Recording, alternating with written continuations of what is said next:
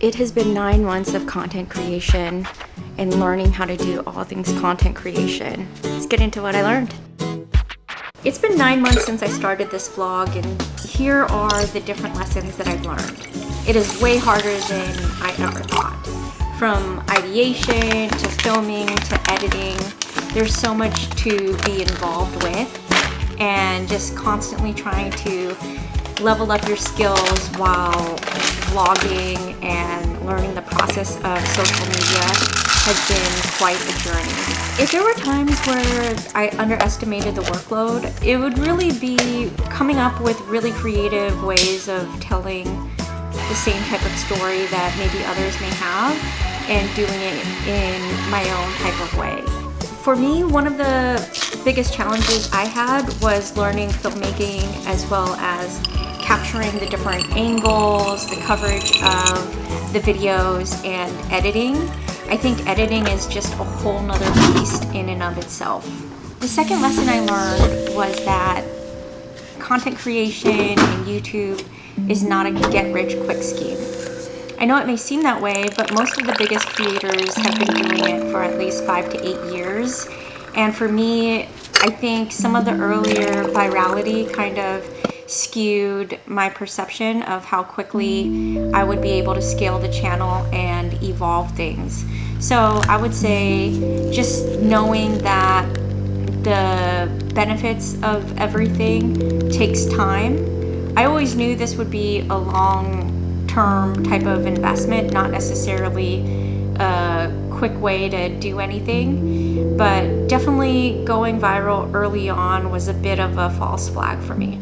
I think when starting off in the content creation journey, there's this idea that, oh, I need to have the latest and greatest this and that, and I need all these lenses and all these equipment. And I think drilling down and focusing on your equipment needs is super important. That is one thing that I'm happy that I did, is I didn't overly purchase anything. I just really stayed really small and kind of added stuff as I went. But start small and build out whatever you need as the time comes, but definitely don't overspend on equipment. There are things that I would love to have, but we're not there yet. The fourth lesson I learned is that content creation can feel very overwhelming if you allow it to. And I think for a lot of creators, the roadblock is the analytics. When the analytics aren't quite matching the effort, sometimes it can feel overwhelming and daunting, as well as comparing yourself.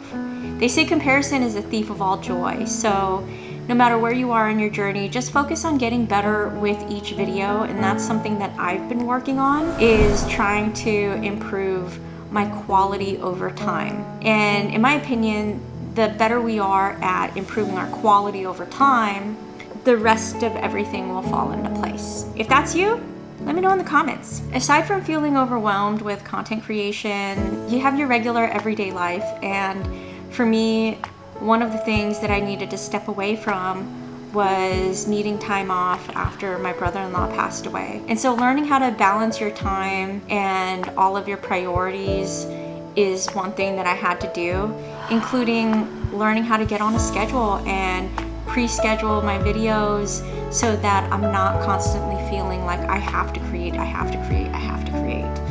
I think the best stuff that you create is when you're relaxed and you're not feeling all the pressure, because then the audience can see that you are putting your best foot forward. I spoke on time management a bit and how it relates to your everyday in real life and how some of those things can be intertwined. However, when I think about time management, you also want to think about how much time you spend in each of the different processes for making videos. Some people are very pre-production heavy, some people are very post-production heavy. So trying to strike the right balance between the different activities when creating a video is something that I find very important. That's one thing that I like to do, is make sure that I am having fun, keeping it light, and as long as it's something that I enjoy doing, I'll continue to make the video. The sixth lesson I learned was that there are a ton of internet scams. I had no idea that this was a thing, But earlier on, I tried hiring a thumbnail editor thinking that it would help my channel. And I had an individual who I never hired, by the way. They offered up sample work. I declined it.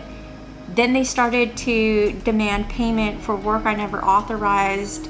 And then they started cyber stalking me, smearing me, and attempting to extort me. Just be very wary of internet scams. When the channel went viral, I started to receive some messages via email of fake sponsorships and brand deals. And so just being really conscientious of the fact that there are scammers, especially as your channel starts to grow, you want to be mindful of those things. The seventh lesson I learned is that as your channel starts to get bigger, you will start to receive more hateful comments. Learning how to ignore them is one thing, but another thing I learned was that YouTube requires that we moderate our channels. So for me, I had to start filtering through the comments and deleting them, blocking people to ensure that I don't get a strike against my account. So knowing that hateful comments will come in and learning to let it roll off your shoulders was something that I had to be okay with. The eighth lesson I learned was my likes, dislikes, and interests. I think in the process of making this vlog, I've learned that I actually do enjoy photography and videography, and just wanting to learn more and more about how to improve as a filmmaker and a photographer, as well as an editor. There's so much to learn, and these were all different things that I had enjoyed as a kid, was just learning the different aspects of photography, videography, and editing. And so as time progresses, I'm sure I'll really find my groove about what aspect I really enjoy. But for now, I'm really taking everything in and soaking it up. The ninth lesson I've learned, and this was something that I really wanted to get better at, was finding my own style as well as finding my authentic voice.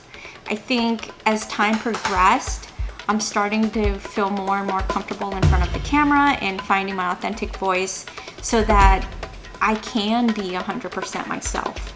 It's such a weird thing to be in front of a camera and be uncomfortable and feeling like a deer in headlights, but I think as time progresses, I start to feel more and more comfortable. In the process of finding my authentic voice, I'm finding my style. And I think part of me taking over the editing process as well as the thumbnail creation process is finding my style in the process as well. If you've made it this far, I have 2 bonus learnings to share. One of them is social media is constantly evolving. So the need to stay current on certain styles and trends as well as topics and how people are utilizing different technologies to improve their channels. That's something that I had to learn and get up to speed on.